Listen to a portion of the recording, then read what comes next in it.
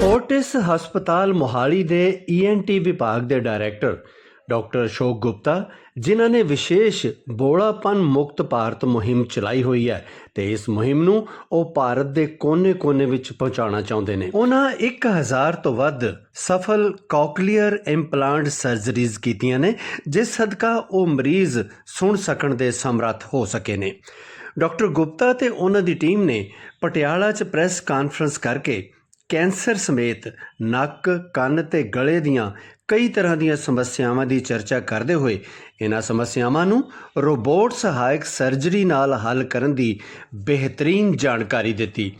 ਇਸ ਫਾਇਦੇਮੰਦ ਜਾਣਕਾਰੀ ਲਈ ਇਹ ਵੀਡੀਓ ਪੂਰੀ ਜ਼ਰੂਰ ਵੇਖਣਾ। I am working as a director for ENT in Fortis Hospital. Before that, I worked for about 3 decades in PGI in almost every position. With me are Dr. Anuragini, Dr. Rishabh. They are my team in Fortis.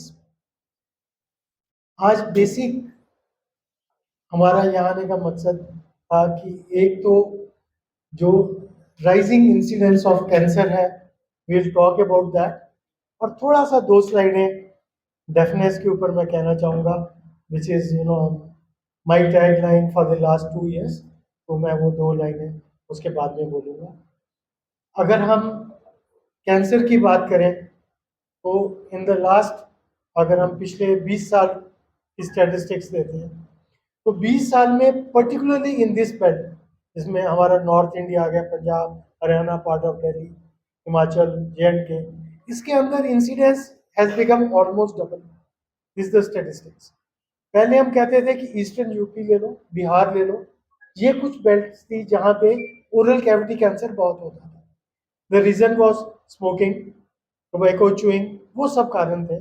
But unfortunately a part of it ये हमारी states को shift हुआ है, which is very very bad and very unhealthy practice. कि कैसे एक paradigm shift हुआ है फ्रॉम वेरी एक्सटेंसिव सर्जरीज जहाँ पे मॉर्टेलिटी बहुत ज़्यादा थी टू समथिंग जहाँ पे मॉर्टेलिटी कम है, पेशेंट की आउटपुट बहुत अच्छी है। So I will talk about that. This is one picture I am showing. It is a picture of a robot. Robot एक यंत्र है जिससे रोबोट खुद सर्जरी नहीं करता, रोबोट एक फेलिसिटेट करता है आपको अच्छी सर्जरी करने के लिए, या आप एक डिस्टेंस पे बैठ के सर्जरी करने के लिए। सो मैं थोड़ा सा रोबोट पे जरूर कंसंट्रेट करूंगा। अगर हम हेड एंड नेक कैंसर की बात करें तो हम देख रहे हैं कि हमारे पास right from oral cavity cancer जो बहुत बढ़ता जा रहा है, we have larynx, thyroid, sinonasal, nose and paranasal sinuses, salivary gland tumours जो in and around neck, these are all head and neck cancers. और हम 3rd लार्जेस्ट कैंसर को कंट्रीब्यूट करते हैं वर्ल्ड के अंदर। अगर हम कुछ कैंसर्स को देखते हैं, वी हैव एक्सटेंसिव कैंसर्स जैसे ओरल कैविटी, टंग। ये वो कैंसर स्टेजेस हैं जहाँ पे हम कहते हैं कि हम सिर्फ एक कंफर्टेबल लाइफ दे सकते हैं, हम क्योर की बात करते ही नहीं है। We have this sort of a picture in India. जब देख रहे हो कितना बड़ा कैंसर फैल गया होगा। So what we lack awareness, कि हम टाइमली इंटरवेन नहीं कर पाते या हमारे पेशेंट टाइम पे हॉस्पिटल को रिपोर्ट नहीं करते। We can have voice box larynx, we have a large cancer. Unfortunately larynx का एक कैंसर है जहाँ सिम्टम बहुत जल्दी आते हैं। You have a change of voice, that's the first symptom. But patient आता है जब कि सर सांस नहीं आ रहा, so मैं हॉस्पिटल आया। So this is an unfortunate practice कि this is stage 3 lesion जहाँ पे दोनों vocal cord involved है। So these are the advanced cancer stages and we can have large thyroid cancers। और thyroid एक another cancer है जिसमें अगर patient मेरे पास कभी आता है, मैं उसको एक लाइन कहता हूँ कि अगर आपको papillary carcinoma thyroid है, you are lucky, और 99% आप कैंसर से नहीं मरोगे।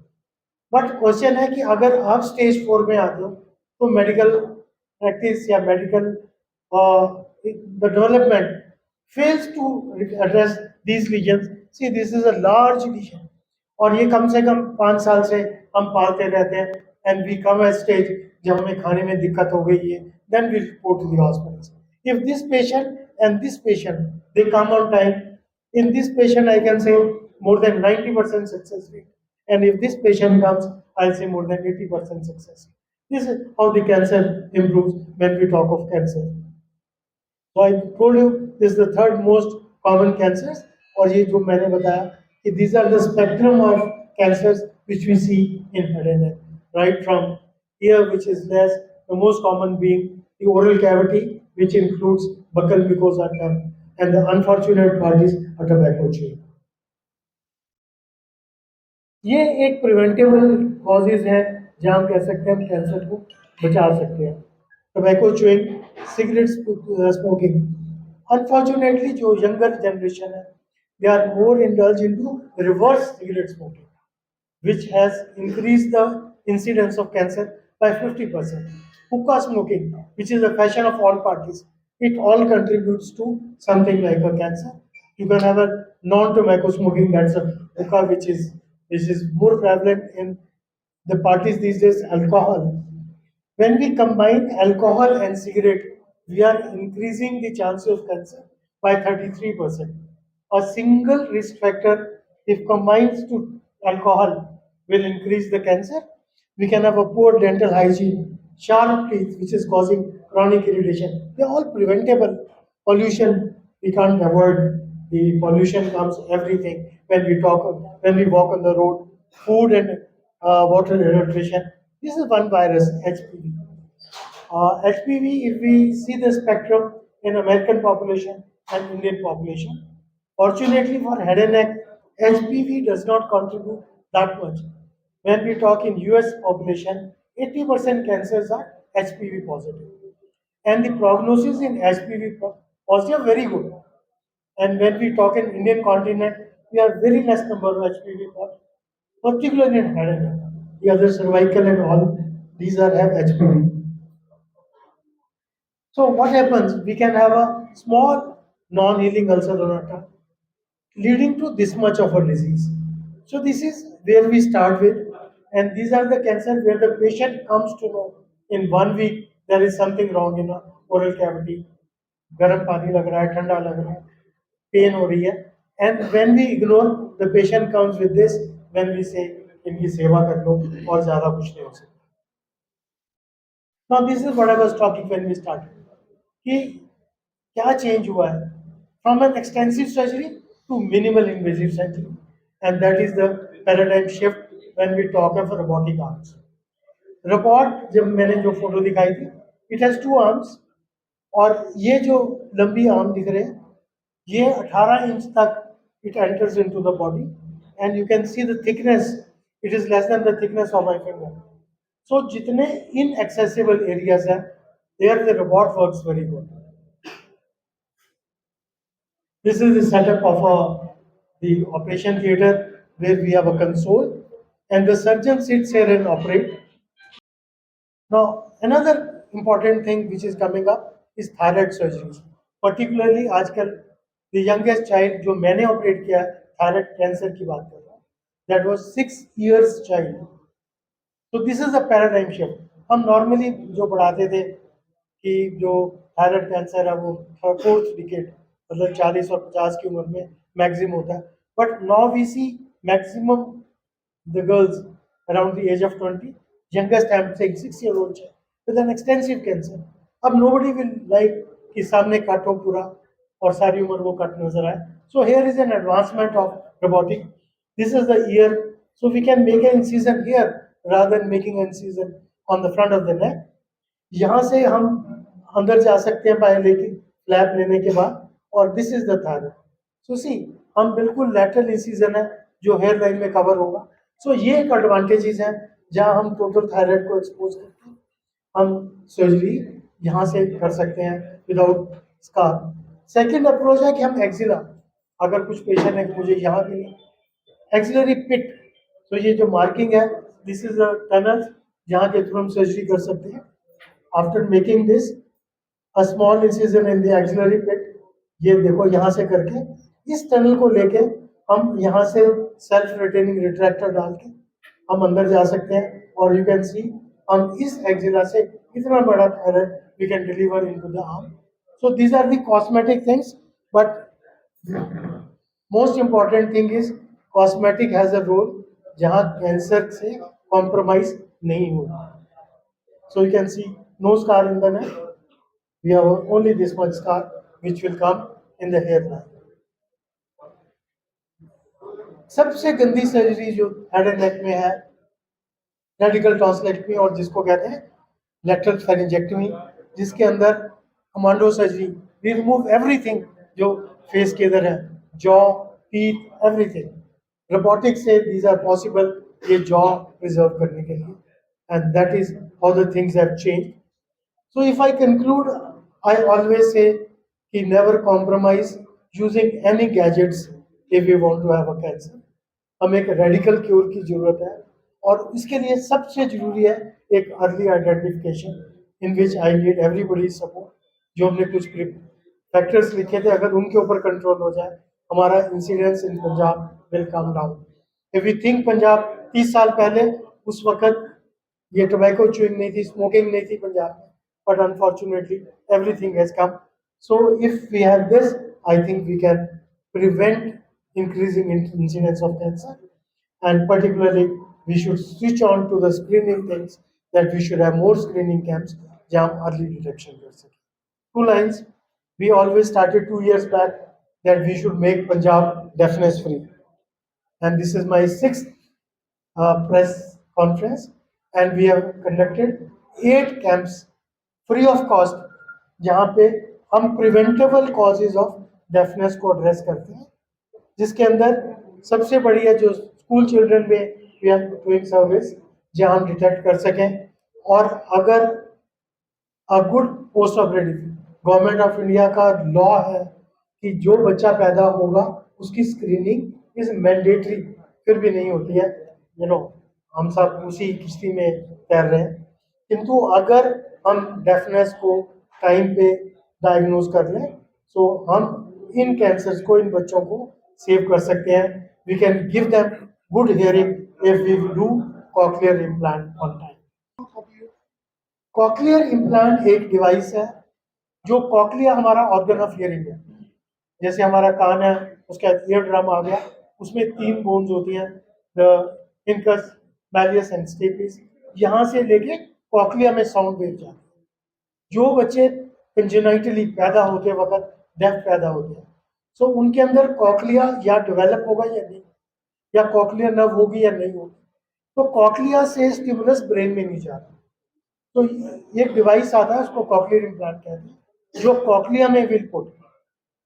द मैक्सिमम एज इम्प्लांट हो सकता है 10 years, but now if you see this is the different as.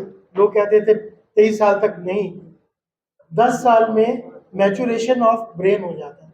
और अगर मैचुरेशन ऑफ ब्रेन हो गया, स्पीच सेंटर नहीं खुलेगा, विच नीड्स ऑडिटरी फीडबैक. अगर आवाज जाएगी तभी स्पीच सेंटर खुलेगा. सो बाय इम्प्लांट, अगर हम कॉक्लियर इम्प्लांट करते हैं, this child will have a normal hearing, near normal hearing and a good speech. And we have children who are reading in normal schools. So but इसकी problem है कि अगर 10 साल के बाद पेशेंट आ जाए, तो ब्रेन मैचुरेशन के बाद कॉक्लियर इम्प्लांट काम नहीं करता. कॉक्लियर इम्प्लांट देखिए, it ranges from 5.5 lakh to 20 lakh. काम सब इम्प्लांट करते हैं. हमें जैसे ब्लूटूथ ये नहीं चाहिए होते. हमें सबसे पहले एक बच्चे को क्या चाहिए कि वो बोले और वो सुने, ताकि वो एक नॉर्मल क्वालिटी ऑफ लाइफ चाहिए. अगर हम सस्ते से सब इम्प्लांट, अनफॉर्चुनेटली हमारी कंट्री में इम्प्लांट्स नहीं बनते. They are 4 players in the world जहाँ इम्प्लांट बनता है, और उनमें से 3 they are very good, the US and 2 are companies in Australia. जितने भी इम्प्लांट हैं वो इंडिया में बाहर से ज़्यादा सस्ते मिलते हैं. And I always in my all press conferences acknowledge Abdul Kalam ji when he was president of India. So उनकी एक कॉर्पस फंड क्रिएट हुआ था, जहाँ 50% cost goes from that corpus fund, and that is the reason कि इम्प्लांट इंडिया में 50% cost है. Doctor, you talked about the thyroid. Ji, What are the reasons in such young age it occurs? What are the reasons? देखिए, जो normal हम thyroid disease को लेके जाते हैं, हम एक आयोडीन को एक फैक्टर मानते हैं, किंतु जब हम कैंसर की बात करते हैं वो फैक्टर नहीं है। सबसे इम्पोर्टेंट है कुछ जेनेटिक फैक्टर, जो सबसे इम्पोर्टेंट आजकल मैक्सिमम वर्ल्ड में रिसर्च जेनेटिक्स पे हो रही है कि अभी तक अनफॉर्चुनेटली दे आर 19 जीन्स जो एस्टेब्लिश हुए हैं, जो आइडेंटिफाई हुए हैं, पर अभी भी वो हम वहाँ नहीं पहुँच पाए कि जहाँ हम जो अगर जो बच्चा पैदा होना है उसकी जेनेटिक एनालिसिस करके ये डायग्नोज कर सके कि इसको कैंसर होगा कि नहीं। दे आर अराउंड 19 डिजीजेस जो हम प्रिडिक्ट कर जाते हैं before the delivery of a child, and we can take a call कि हम इस बच्चे को रखेंगे या नहीं रखेंगे। Particularly the psychiatric problems, the those things which are not the topic of the day, but those can be identified. But we are working in the world, we have a collaborated studies जहाँ हम वो genetic factors ढूंढते हैं जहाँ पे cancer identify हो सके। एक डॉक्टर साहब बहुत कॉमन है, एलर्जी टाइप है, छींकें आना, पानी नाक से चलना, I think is related to ENT. और इसका जो ट्रीटमेंट है is possible in robotic surgery? ये एक डिफरेंट ब्रांच है क्योंकि जिसमें सर्जरी नहीं होनी, रोबोटिक्स उनमें हेल्प करेगा जहाँ सर्जिकल इंटरवेंशन। ओके। नंबर 2, जो एलर्जीज हैं 92% एलर्जीज एयरबॉर्न होती है। एयरबॉर्न में पोल्यूशन आ गया, पोलन्स आ गए, डस्ट, माइट, स्मोक, ये सब फैक्टर्स 92% है। दे आर ओनली 5% केसेस जिसमें फूड allergy. It's curable with medicine only? Now there are two things, जो एलर्जी किसी को है तो है।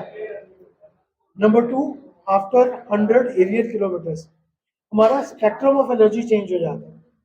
हो सकता है पटियाला में जिसको एलर्जीज हो, suppose he crosses 100 aerial kilometres, नई जगह स्पेक्ट्रम ऑफ एलर्जी चेंज हो जाए and he may not be allergy. This is one method. Number 2, now we are working on desensitisation of allergies, कि हमने आइडेंटिफाई किया टेस्टिंग से कि इसको किस किस चीज़ से एलर्जी है। अगर number of allergens are less than 6 तो we can desensitize that. It is a medicine which will come. We'll keep on giving. पहले injectable थी, now oral medication has come, and I am one of the part of that oral immunotherapy drugs in the world. So वो drugs देंगे जिससे body में allergic responses कम हो जाएंगे। एक T cell phenomena होता है, वो दैट्स अ साइंस। हम वी टारगेट दो सेल्स जिनको प्री ऑक्यूपाई कर लेते हैं। सपोज क्रूड वर्ड में सपोज ये मेरी 5 फिंगर्स हैं, दिस 2 आर कॉजिंग एलर्जीज। अगर हम इनको ब्लॉक कर लें तो हमारी एलर्जीज कम हो जाएंगी। सो इम्यूनोथेरेपी टारगेट्स है, it is a medical treatment. जे ਅਸੀਂ ਪ੍ਰੈਸ ਕੋਰਸਪੋਂਡੈਂਟ ਨੂੰ ਸਾਥ ਲੈ ਰਹੇ ਆ, ਤੁਹਾਨੂੰ ਕੋਈ ਦਿੱਕਤ ਆਏਗੀ, ਅਸੀਂ ਖੜੇ ਆ, ਅਸੀਂ ਪਹਿਲੇ ਲਈ ਨਹੀਂ ਆਏ ਆ ਕਿ ਯੂ ਪਰਚੀ ਬਣਾ ਕੇ ਆਓ। नो, मतलब किन्नी डेफनेस भी दे अंदर जेड़ा एक 6 ईयर ओल्ड चाइल्ड दा नाम मेंशन नहीं है, is the daughter of a press correspondent of Panchkula से। मतलब ए सारा समाज है इथे, अच्छा गलत सब चलता है, पर इनू सारी इनू वैल्यू करियो। मतलब उधरों आना, सबनू करे सेट करना, हॉस्पिटल छड़ना, मरीजां नू कहना सी जा रहे हैं, औखी चीज है, सौखी नहीं है बिल्कुल भी। तुसी भी सारे आए हो, सब कुछ करे सेटिंग करके आयो, मतलब सब कुछ कर देख के आयो, ते ਅਸੀਂ ਵੀ ਇਸ ਇਧਰ ਆਇਆ ਪੂਰੀ ਸੈਟਿੰਗ ਕਰਕੇ ਆਇਆ ਕਿ ਤੁਸੀਂ ਸਾਡੀ ਗੱਲ ਸਮਝੋ ਤੇ ਜਿਹੜਾ ਮੈਸੇਜ ਉਹਨੂੰ ਫਾਰਵਰਡ ਕਰਿਓ, ਕਿਉਂਕਿ ਹਰ 5ਵੇਂ ਘਰ ਨੂੰ ਛੱਡ ਕੇ 6ਵੇਂ ਘਰ ਦੇ ਅੰਦਰ ਇਹ ਸਾਰੀ ਬਿਮਾਰੀਆਂ ਹੈਗੀਆਂ ਨੇ। ਤੇ ਸਰ ਦੇ ਆਉਣ ਦਾ ਮਤਲਬ ਐਸਾ ਅਸੀਂ ਤੁਹਾਨੂੰ ਨੰਬਰ ਦੇ ਕੇ ਜਾਵਾਂਗੇ ਕਿ ਕੋਈ ਦਿੱਕਤ ਆਏ, ਕਿਸੇ ਨੂੰ ਤਕਲੀਫ ਆਏ, ਜਿੰਨੀ ਹੈਲਪ ਸਾਡੇ ਕੋਲੋਂ ਹੋਏਗੀ वो करेंगे। Our brand name is Dr. Ashok Gupta and it is a brand, sir. Thank you so much, sir.